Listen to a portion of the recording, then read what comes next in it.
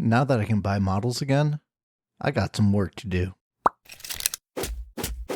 What is up, everybody? Welcome back to another episode of Toast Hammer.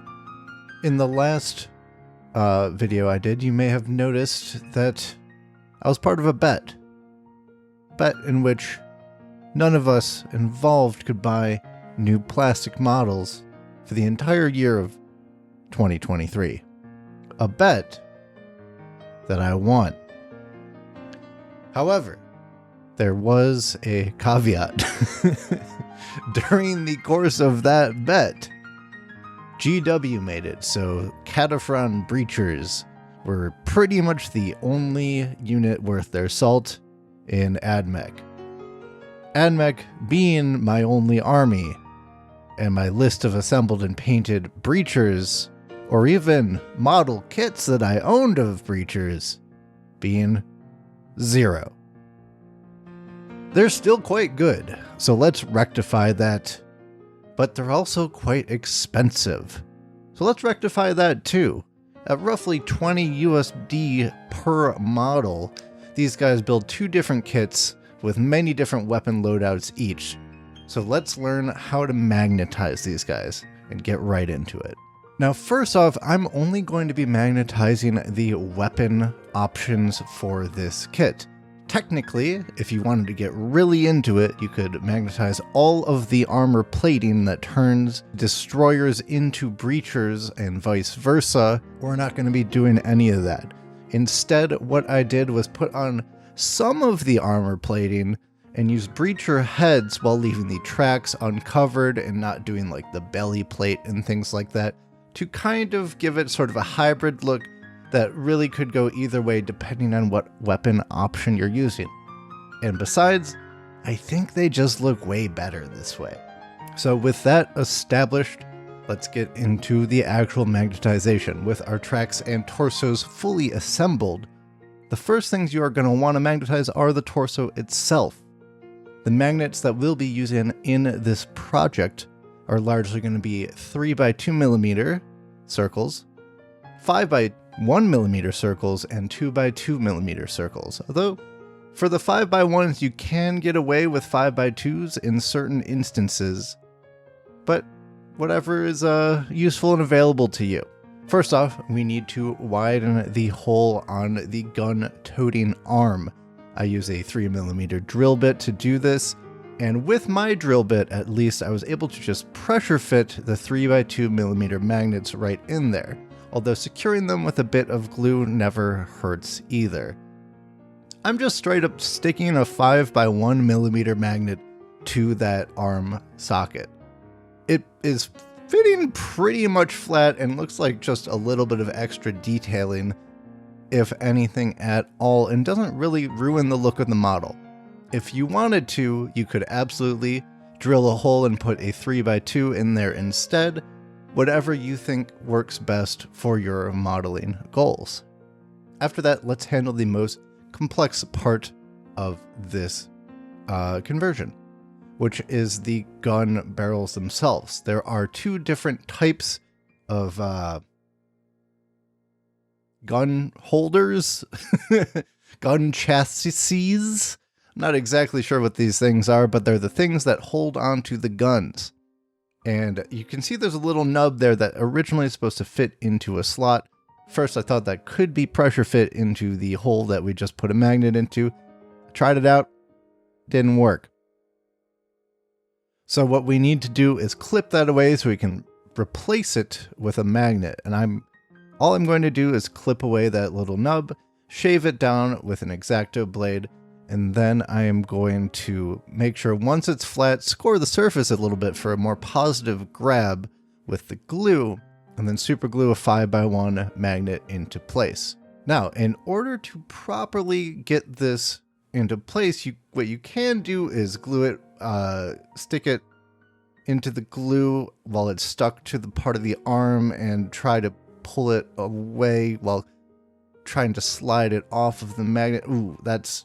this is not... Oh, okay. All right. Well, what if we... No.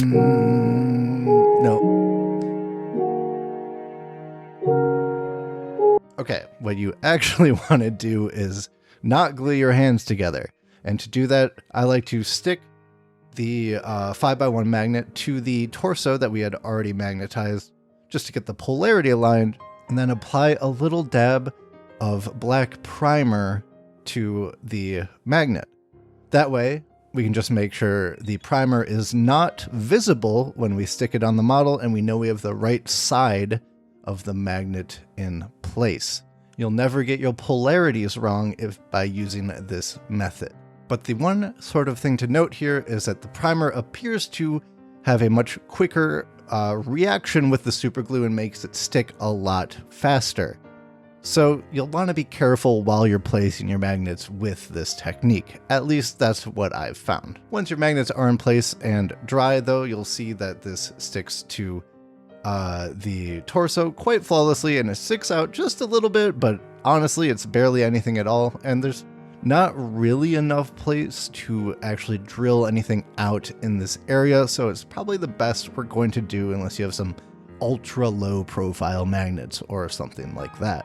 To magnetize the breacher guns, we're going to take a 2x2 magnet and just kind of see where that sticks when we place it into the hole with our 5x1.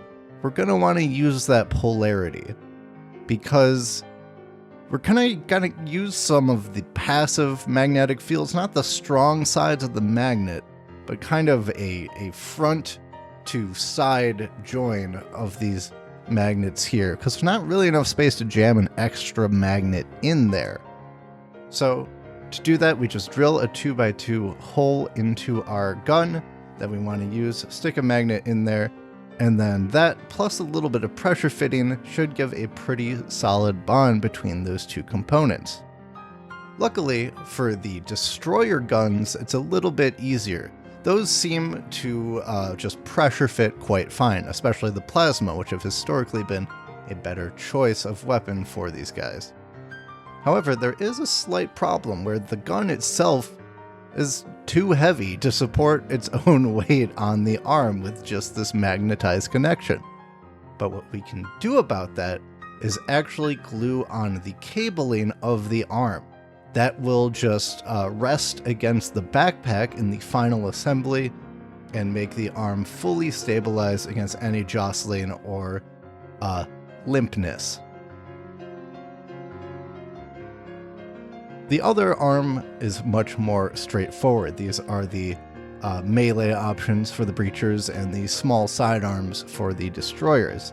Those simply just require drilling some holes and sticking some magnets in them. Technically, there's a piece of joinery for the destroyer small arms, and we're just omitting that from this build. It makes the arm stick out a little bit more, but what you can do is just not drill too deep with your magnet for that destroyer weapon and have it stick out a little bit as well. It does basically the same job and gives you all the clearance that you need. What I'm doing to just hide the kind of jankiness of that join a little bit more is applying the breacher shoulder pads to that arm. Again, I don't think anybody's going to call me out for this high treason of having destroyers with shoulder pads if I choose to run them that way. I don't think anybody would ever truly notice, even other Admech players probably. But it does make things look just a little bit neater with everything assembled. And hey, that's it. You got a fully magnetized breacher / destroyer. All your weapon options, fully swappable. And with the prices that these guys are, it's a pretty good deal if the rules change down the road. If you find this guide helpful, always very nice to leave a like in the video. Or if you want me to make any more guides on things you'd like to see magnetized, let me know in the comments below.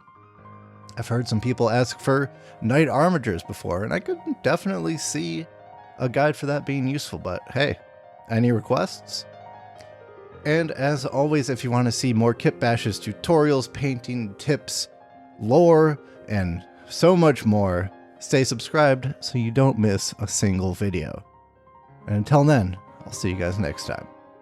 Peace!